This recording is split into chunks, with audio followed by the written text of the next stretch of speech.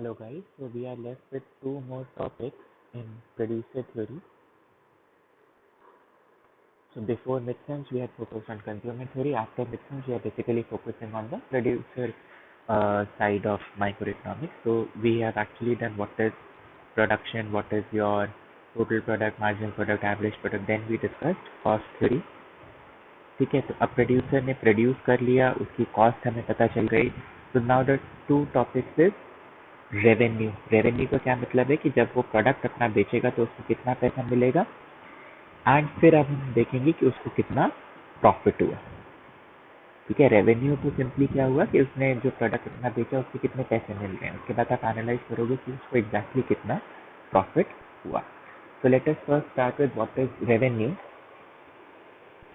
So revenue is actually the money payment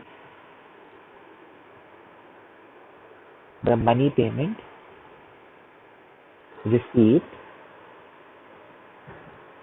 from the sale of a commodity. Revenue is the money payment received from the sale of a commodity. कि आपने कोई commodity को cell किया तो उसको आपको कितने पैसे मिले, तो पैसे के टर्म्स में ये रेवेन्यू होता है. ठीक है. नाउ जैसे प्रोडक्शन कॉस्ट में डिफरेंट कॉन्सेप्ट्स थे, प्रोडक्शन के और कॉस्ट के, ऐसे ही रेवेन्यू में डिफरेंट कॉन्सेप्ट्स हैं. So we have actually total revenue which I'll denote by TR, average revenue which I'll denote by AR, and marginal revenue. तो ये कॉन्सेप्ट इकोनॉमिक्स में वैसे ही बड़े फेमस होते हैं, total concept, average concept and marginal concept. हर जगह देखोगे आप, हर कॉन्सेप्ट में हमने ये वाले जो है टॉपिक्स पढ़े हैं. ठीक है. So let us first discuss what is total revenue. So total revenue TR, it is the total money receipts. It is the total money receipts of a producer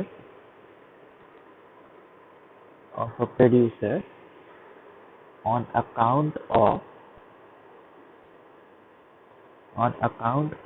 the sale of his total output. तो basically कि उसने अपना जो है total output sell किया तो उसको कितना पैसा मिला, वो उसका टोटल रेवेन्यू है. ठीक है. फॉर एग्जाम्पल, अगर एक प्रोड्यूसर ने जो है 5 चेयर्स सेल की, तो producer is selling 5 chairs at ₹100 per chair. 5 chair sell की एट ₹100 पर चेयर. तो टोटल रेवेन्यू क्या हो जाएगा? Total revenue would be ₹5 into 100, so it would be ₹500. ठीक है. अब तो सिंबॉलिकली तो टोटल रेवेन्यू कैसे कैलकुलेट होता है?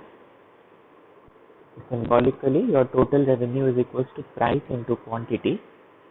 Total revenue is equals to price into quantity, where P is the price per unit, कि एक यूनिट का कितना प्राइस है, and Q is the number of units sold. Q is the number of units sold. Is this clear? ठीक है. तो total revenue समझ में आ गया कि मतलब एक यूनिट का कितना प्राइस है मल्टीप्लाइड बाय आप टोटल कितने यूनिट सेल कर रहे हो.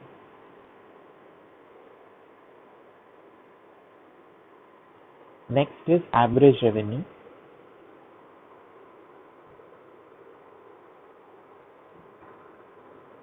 So average revenue basically is denoted by AR. Average revenue AR. It is the per unit price. It is the per unit price received from the sale of a commodity. देखिए basically as the name suggest, average revenue का क्या मतलब हुआ कि मतलब on an average आपको कितना revenue मिल रहा है. तो ऑन एन एवरेज का क्या मतलब होगा कि तो average revenue will be total revenue by Q, कि टोटल रेवेन्यू क्या होगा कि सारी क्वांटिटी सेल करके आपको कितना पैसा मिल रहा है, डिवाइड बाय आपने टोटल कितनी क्वांटिटी सेल की, तो आपको ये मिल जाएगा कि पर यूनिट क्वांटिटी कि आपको कितने पैसे मिल रहे हैं। तो बेसिकली टोटल रेवेन्यू क्या है, P into Q divide by Q. So as the definition suggests and as the derivation suggests, average revenue हमेशा जो है प्राइस के ही इक्वल होगा, बिकॉज प्राइस भी पी भी हम पर यूनिट प्राइस लेते हैं, और एवरेज रेवेन्यू का भी यही मतलब है कि आपने जो है हर एक जो एक ऑन एन एवरेज आपको एक कमोडिटी से कितना पैसा मिल रहा है। ठीक है, so average revenue AR is always equal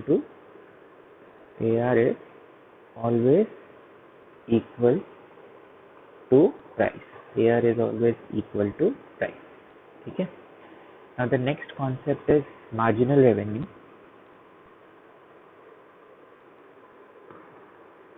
Next concept is of marginal revenue.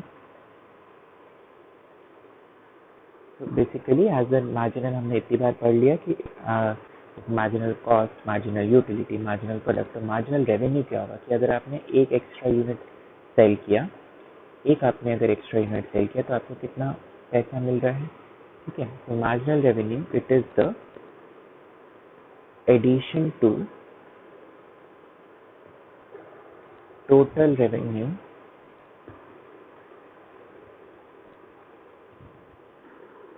when one more unit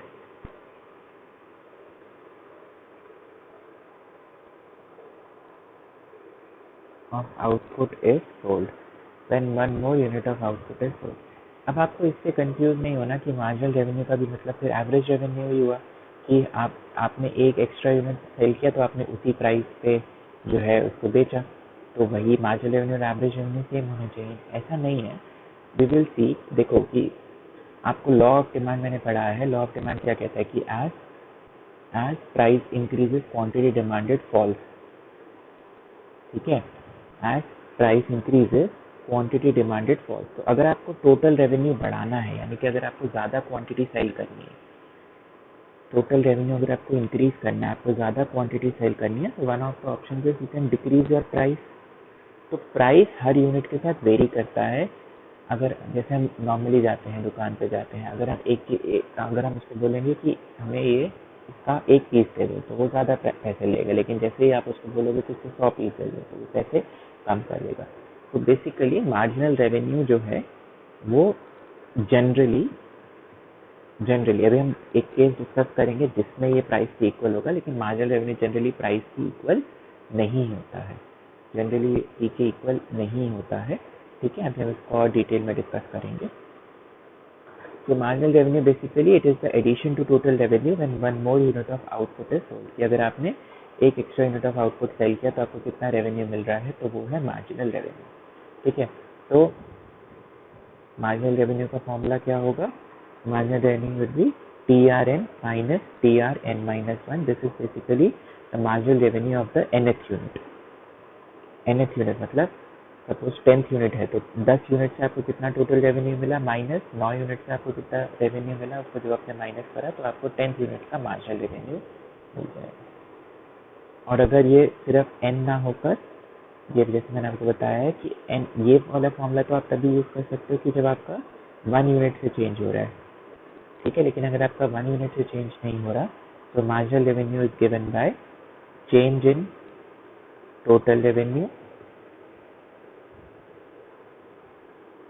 change in total revenue by change in quantity, that is equal to delta TR by delta Q. It is equal to delta TR by delta Q.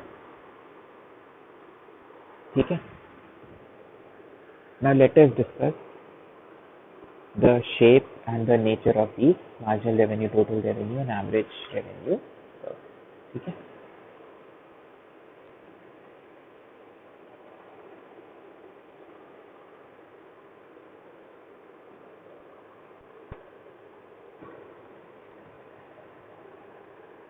the shape and nature of total revenue, average revenue and marginal revenue curve.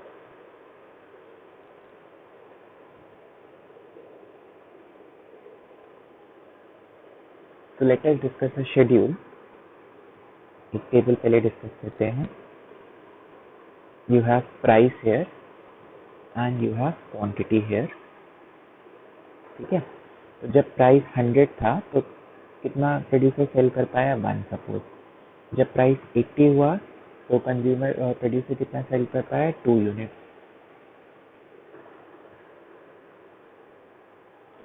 जब price 70 हुआ तो producer 3 unit cell कर पाया. जब price 30 हुआ तो producer 7 unit cell कर पाया. जब प्राइस 20 हुआ तो प्रोड्यूसर 8 यूनिट सेल कर पाया. तो आप देख रहे हो कि लॉ ऑफ डिमांड फॉलो कर रहा है कि जैसे जैसे प्राइस जो है वो कम हो रहा है वैसे वैसे क्वांटिटी सोल्ड बेसिकली जो सेल कर पा रहा है वो ज़्यादा हो रही है.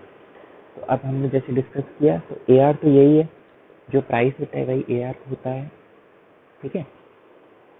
टोटल रेवेन्यू कैसे निकलता है? Total revenue is price multiplied by quantity. तो 100 into 1 is 100, 80 into 2 is 160, then 210, then 210, then 160. ठीक है. Now marginal revenue, next column is a marginal revenue. So marginal revenue is basically delta TR by delta Q. Delta TR by delta Q. तो अब basically थोड़ा confusion रहता है कि first unit में क्या करें. फर्स्ट यूनिट में दोनों हो सकते हैं. मार्जिनल रेवेन्यू की आपने एक एक्स्ट्रा यूनिट सेल किया तो आपको कितना पैसा मिल रहा है. तो कुछ बुक्स में आपको हाइफन मिलेगा कि पहले यूनिट में कुछ एक्स्ट्रा नहीं होना, तो पहला यूनिट ही. कुछ बुक्स में ये मिलेगा कि जो पहले यूनिट को बेच के जो पैसा है वही उसी यूनिट का मार्जिनल रेवेन्यू है. ठीक है. तो ये दोनों ही कंडीशन जो है दोनों ही तरीके वैलिड होते हैं. अब क्या हुआ, सेकेंड यूनिट को बेच के कितना एक्स्ट्रा आपको मिला? एक यूनिट आपने बेचा तो 100 मिले, 2 यूनिट आपने बेचा तो 160 मिले, यानी कि सेकेंड यूनिट को आपने बेचा तो आपको 60 रुपये एक्स्ट्रा मिले. जब आपने थर्ड यूनिट को बेचा तो आपको 50 रुपये एक्स्ट्रा मिले. जब आपने सेवन्थ यूनिट को बेचा तो आपको 0 मिला मार्जिनल रेवेन्यू. और इसमें क्या हुआ, आपका मार्जिनल रेवेन्यू नेगेटिव हो गया. इसमें आपका मार्जिनल रेवेन्यू नेगेटिव हो गया. ठीक है. Is it clear? तो ये नेगेटिव क्यों हो गया? क्योंकि जब आप 8 यूनिट जो है प्रोड्यूसर बेच रहा है तो उसने दाम बहुत कम कर दिया. ठीक है. तो जब वो पहले बेच रहा था तो अब उससे उसको जो है कम पैसा मिल रहा है addition to total revenue. Is it clear? तो ये 0 बेसिकली कैसे आया? 210 minus 210 by 7 minus 3, so it is basically 0 by 4, it is equal to 0. ठीक है. अब आप क्या ऑब्जर्वेशन इस शेड्यूल से निकाल सकते हैं?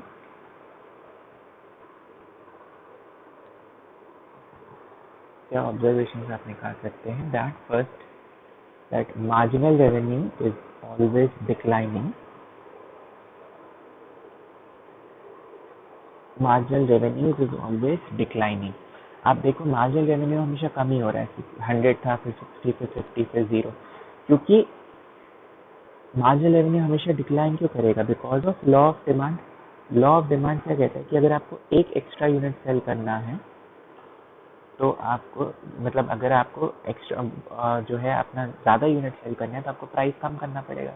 प्राइस कम करना पड़ेगा यानी कि आपका मार्जिनल रेवेन्यू कम हो जाएगा. मार्जिनल रेवेन्यू जो है हमेशा डिक्लाइनिंग है because of law of demand. Second observation is marginal revenue can be 0 and negative also. हमने अभी देखा कि मार्जिनल रेवेन्यू 0 भी हो सकता है और नेगेटिव भी हो सकता है. थर्ड चीज आपने नोटिस करनी है कि जब आपका मार्जिनल रेवेन्यू डिक्लाइन कर रहा है, जैसे पहले 100 था, फिर 60 हो गया, फिर 50 हो गया, लेकिन पॉजिटिव है, तो यहाँ पर क्या है कि marginal revenue is declining. Marginal revenue is declining but positive. तो आपका टोटल रेवेन्यू बढ़ तो रहा है बट डिक्रीजिंग रेट से बढ़ रहा है. पहले 60 से बढ़ा, फिर 50 से बढ़ा. तो नेक्स्ट ऑब्जर्वेशन क्या है कि when marginal revenue is declining, and marginal revenue is declining but positive, and marginal revenue is declining but positive, total revenue is increasing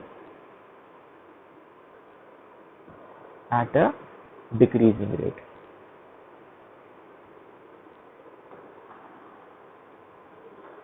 तो मार्जिनल रेवेन्यू हमेशा ही डिक्लाइन करेगा, लेकिन जब तक वो पॉजिटिव है तब तक टोटल रेवेन्यू इंक्रीज करेगा, बट डिक्रीजिंग रेट से इंक्रीज करेगा। ठीक है। उसके बाद जब आप देखोगे कि जब आपका मार्जिनल रेवेन्यू 0 है तो आपका टोटल रेवेन्यू कांस्टेंट है 210। ऑब्वियसली मतलब कि अगर आपका जो है एडिशन नहीं हो रहा टोटल रेवेन्यू में कुछ, तो मतलब टोटल रेवेन्यू कांस्टेंट ही रह रहा है। This is clear. So when marginal revenue is 0, total revenue is constant.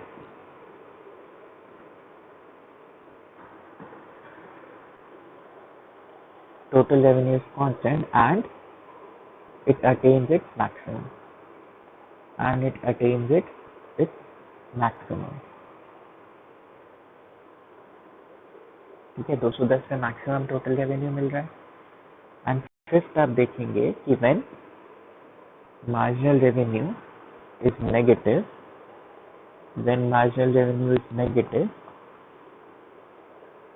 Total revenue is declining.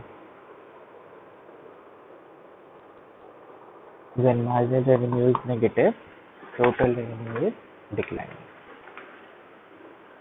ठीक है, क्लियर है। तो ये ऑब्जर्वेशन जो है जनरली हमने ऑब्जर्व किए शेड्यूल से। योर प्राइस वाला जो है वो तो हमेशा AR के बराबर है, देन मार्जिनल रेवेन्यू आप इजीली कैलकुलेट कर सकते हैं। ठीक है, अब हम इसको डायग्रामेटिकली बनाएंगे।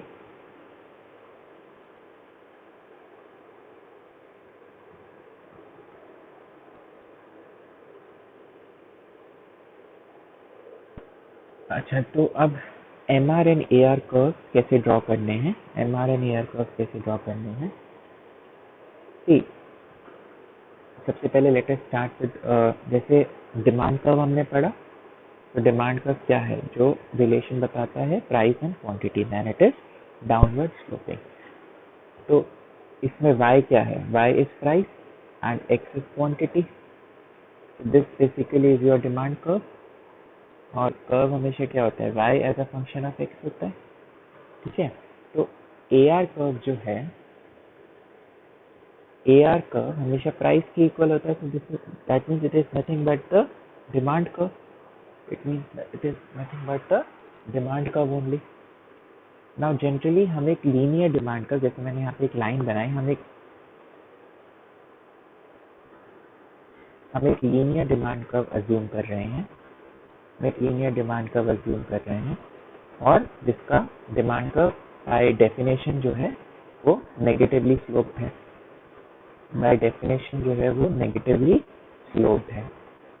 ठीक है, तो मैंने एक लीनियर डिमांड कर्व अज्यूम किया of the form that price is equals to A minus BQ।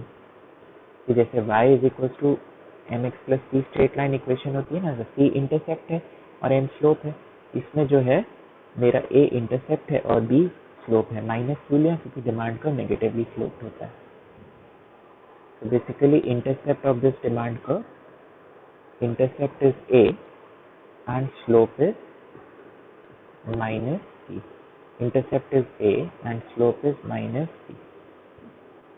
ठीक है, now total revenue क्या है? तो total revenue is C into Q, so it is equal to A minus BQ multiplied by Q,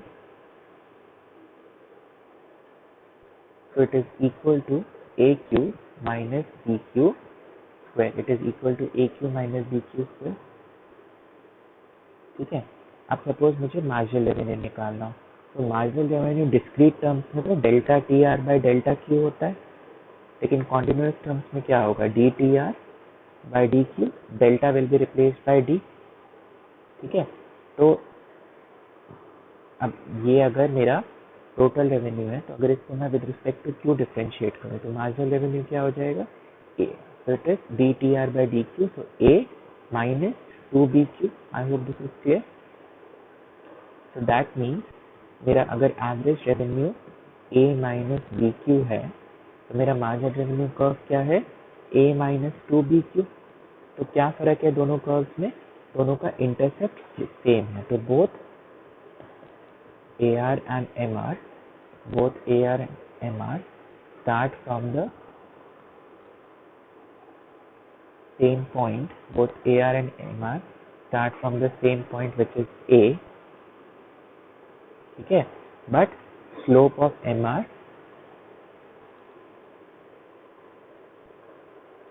का slope 2B है और AR का slope सिर्फ B है. Slope of MR is twice that of AR. Slope of MR is twice that of AR. Is this clear? ठीक है, so this will basically help us to draw your MR and AR curves. This will basically help you draw your MR and AR curves. ठीक है, now let us draw these curves.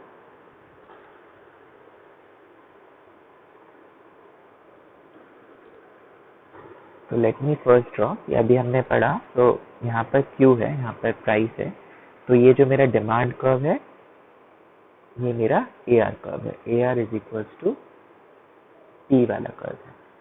ठीक है, अब MR curve जो है अभी हमने पढ़ा कि AR और MR सेम पॉइंट से स्टार्ट होते हैं विद A इंटरसेक्ट. तो अगर AR यहाँ से स्टार्ट हो रहा है तो MR भी यहाँ से स्टार्ट होगा, लेकिन MR का जो स्लोप है वो AR का स्लोप B है, AR का जो स्लोप है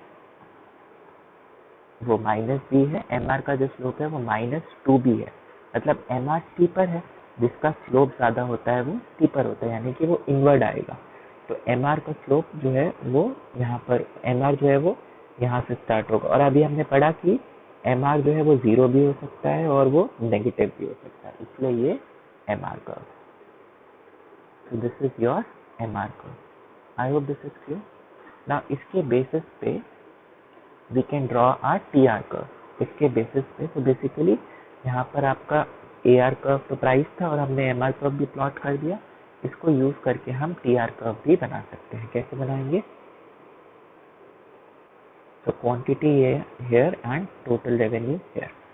ठीक है, तो हमने ऑब्जर्वेशन अभी ड्रॉ की कि जब तक आपका मार्जिनल रेवेन्यू यहाँ, तो मार्जिनल रेवेन्यू से आप इजीली बना सकते हैं कि marginal revenue is positive but declining.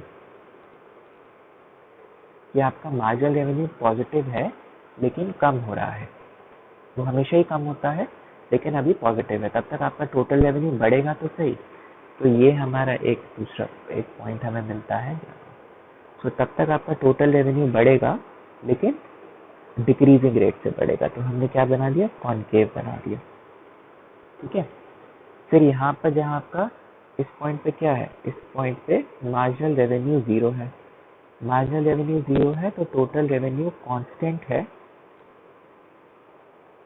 And maximum है. तो इस पॉइंट पे आपका टोटल रेवेन्यू कांस्टेंट है और मैक्सिमम है. उसके बाद आपका मार्जिनल रेवेन्यू नेगेटिव हो गया. Your MR is negative. जब आपका मार्जिनल रेवेन्यू नेगेटिव होगा तो total revenue will start following. Total revenue will start following. So this is basically your total revenue curve. I hope these curves are clear. AR curve, AR हमेशा जो है आपका demand curve से equal है. MR curve same intercept से start हो रहा है लेकिन उसका स्लोप ट्वाइस है कंपेयर टू AR, एंड फिर हमने जो है उससे हमने TR डिराइव किया. Is this clear?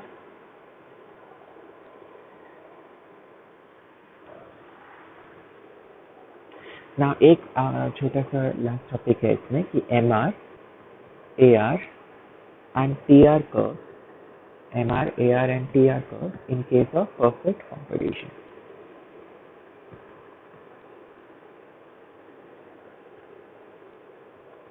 In case of perfect competition.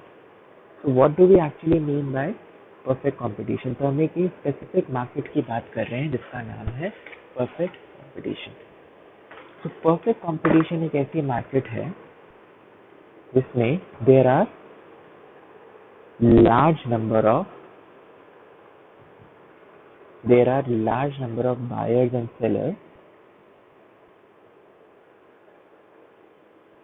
तो जैसे मैंने आपको बताया था, जैसे ई रिक्शा मार्केट है आपकी. ठीक है, DTU जो है मेट्रो स्टेशन समय पर बाद में मेट्रो स्टेशन के बाद ई रिक्शा खड़े होते हैं. तो ई रिक्शा जो है वो परफेक्ट कंपटीशन है. परफेक्ट कंपटीशन क्यों है? क्योंकि बहुत सारे बायर्स हैं और बहुत सारे सेलर्स हैं. इसका इस वाले मार्केट का क्या फीचर होता है, इसमें firm can't change the price, इसमें firm can't change the price. We will discuss this in detail also in market chapter. Firms can't change the price कि हर ई रिक्शा वाले को सेम ही प्राइस चार्ज करना पड़ेगा. आपने कभी देखा है कि कोई जो है अगर सारे 15 चार्ज कर रहे हैं तो कोई 20 चार्ज करेगा, तो कोई उससे बस क्यों जाएगा. तो ये एक परफेक्टली कॉम्पिटिटिव मार्केट है जिसमें हर एक को, चाहे आप कितनी भी राइड उसमें ले लो, ठीक है, कितनी भी सवारी बिठा लो, हर एक जो है सेम ही पैसे चार्ज करता है. तो इस केस में क्या है, तो अगर मैं जो है इस केस में अगर आप जो है एक राइड लो तब भी आपको 10 ही लेगा. आप जो है 2 लोगों को अपने साथ बिठा लो वो 10 ही पर पर्सन लेगा. 3 लोगों को बिठा लो वो 10 ही पर पर्सन लेगा. 4 लोगों को बिठा लो वो 10 ही पर पर्सन लेगा. 5 लोगों को बिठा लो वो 10 ही पर पर्सन लेगा. तो बेसिकली ये एक स्पेशल टाइप ऑफ मार्केट है जिसमें आपका जो प्राइस है वो कांस्टेंट रहता है. प्राइस जो है वो क्वांटिटी के साथ फ्लक्चुएट नहीं होता. तो इस केस में टोटल रेवेन्यू क्या हुआ, तो टोटल रेवेन्यू 10, 20, 30, 40, 50. तो मार्जिनल रेवेन्यू क्या हुआ, 10, 10 because it is 20 minus 10, 30 minus 20, 40 minus 10, 50 minus 40. So perfect competition, very important. In case of perfect competition,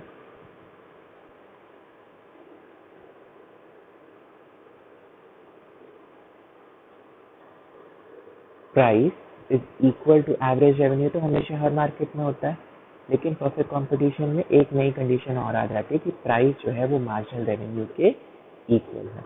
price जो है वो मार्जिनल रेवेन्यू के इक्वल है. ठीक है, तो अब इसका डायग्राम कैसे बनेगा. तो परफेक्ट कंपटीशन एक ऐसी मार्केट है, ये हमने पहले इलास्टिसिटी वाले चैप्टर में भी डिस्कस किया है, कि कितनी भी क्वांटिटी ले लो प्राइस सेम ही रहेगा. कितनी भी क्वांटिटी ले लो प्राइस सेम ही रहेगा. यानी कि इस केस में जो आपका डिमांड कर्व होता है it is parallel to your quantity वाले एक्सिस. तो यही मेरा प्राइस कर्व है, यही मेरा एवरेज रेवेन्यू कर्व है, और यही मेरा मार्जिनल रेवेन्यू कर्व, यही मेरा मार्जिनल रेवेन्यू कर्व है.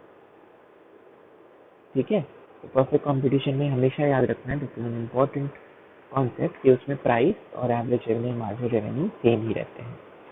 आप टोटल रेवेन्यू कर्व कैसे ड्रॉ कर सकते हो परफेक्ट कंपटीशन के लिए. तो total revenue is price into quantity.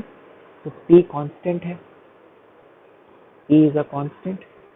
तो ये किस तरीके का कर्व है, this is of the form y is equal to mx. तो ये वाला जो कर्व होते हैं ये हमेशा क्या होते हैं, दे पास थ्रू ओरिजिन.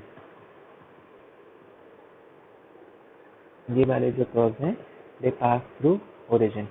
तो ये किस तरीके का इसमें कर्व, टोटल रेवेन्यू कर्व बनेगा. तो यहाँ पर Q है, यहाँ पर टोटल रेवेन्यू है. तो it is total revenue is equal to price into quantity. P constant है और P स्लोप है. तो बेसिकली इस कर्व का जो स्लोप है वो P है. इस कर्व का जो स्लोप है वो P है. तो इस वाले हमेशा इस वाले शेड्यूल से आप देख सकते हो कि परफेक्ट कंपटीशन के केस में टोटल रेवेन्यू बढ़ता है, हमेशा कांस्टेंट रेट से बढ़ता है. Total revenue increases at a constant rate. Total revenue increases at a constant rate. I hope this is clear. The concepts of revenue are clear.